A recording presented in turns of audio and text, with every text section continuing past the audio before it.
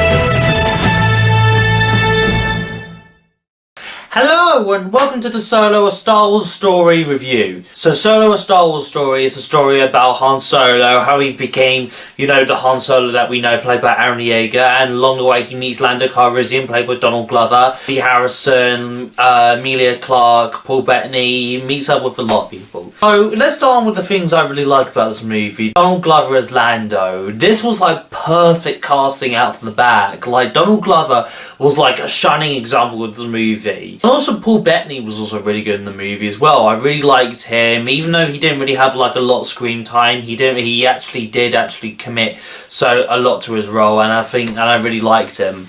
Now, there are a lot of problems with this movie, and really shows. If you don't know by now, this movie was going to be directed by Phil Lord and Chris Miller, who are famous for the Lego Movie, the Jump Street movies. But then it turned out that when they finished shooting, that Kathleen Kennedy, who runs Lucasfilms, fired them and instead got Ron Howard to step in and direct it and took over directing. And this movie really does show that. It really shows. Because, it's quite pimpy, it's quite upbeat, so, it feels like Phil Lord and Chris Miller. And there are also other times where it feels very slow, very dry, sort of like a Ron Howard movie. So having like two different sets of directors with like different directing styles making the exact same movie is not really a great sign. Especially when you have two directors who finish making the movie and then you fire them at the end and then you step in with a new director and it clearly shows. But instead of actually telling a good story leading up to Han Solo, all it really does is just fills you with references. They'll be like, oh, remember Han Solo from A New Hope? Or just like, here's all the stuff that you didn't really want to know about, but we're throwing it in there anyway. It's sort of just like,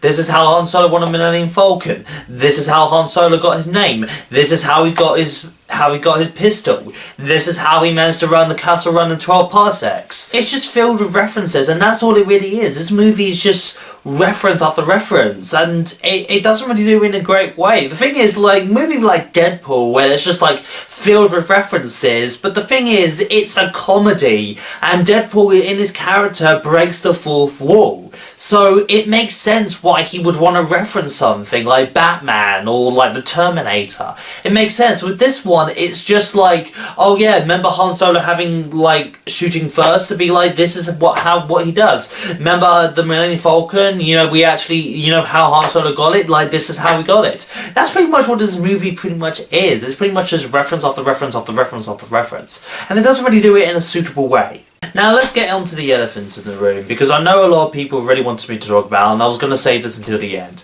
Aaron Yeager as Han Solo. So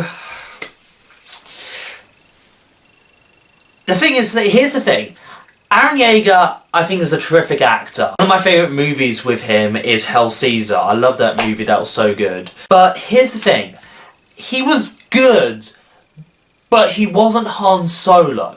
He felt like he was playing a new character, and even still, Han Solo through the film is pretty much the same character as he was at the start of the film and he was at the end of the film. So I guess I can't really blame the whole thing on him, but he still doesn't feel like Han Solo. If it was up to me who I would want to play Han Solo, I would have gone for Anthony Grubert.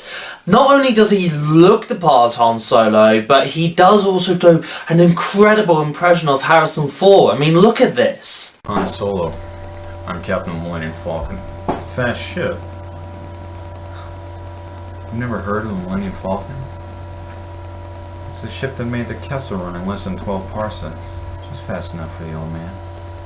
And I know that, you know, doing an impression of an actor doesn't really translate well to being a good actor, but here he is again playing a younger Harrison Ford in another movie. You know, you keep doing that, you're gonna flood your engine.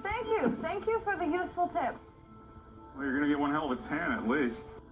Alright, all it needs is a push start. Just lose the brake, I'll give you a push. You pop your clutch and you'll take off. That actor could have been Han Solo, and that's who I wanted to play Han Solo. That's not really saying that Aaron Edgerton wasn't really a good Han Solo. I thought he did an okay job as Han Solo, but he didn't really feel like Han Solo. That's all I'm saying. He wasn't really the Han Solo that, you know, I knew. The first time you see Han Solo, he's all like, I'm Han Solo. I'm Captain Millennium Falcon. And you know, he's so swag, he's cool with this guy. It's just like, what's that? That doesn't really feel like Han Solo to me, and it just isn't. In the end, I didn't love this movie, but I didn't hate this movie. This movie definitely has problems. The things that really are very good are very, very good, but the things that are really, really bad are really, really bad. If Lucasfilm just kept Phil Lord and Chris Miller as the directors, I feel like we could have probably had a much better movie, but they didn't, because like it's not what they wanted, which is not something that you should do. The studio shouldn't really be controlling about what the filmmakers want. The filmmakers should do what they want to do, and it's just showing that it's just another like studio interference. Okay, so have you seen Solo: A Star Wars Story? Do you like it? Do you hate it? Comment down below, subscribe, and I'll see you next time. Bye.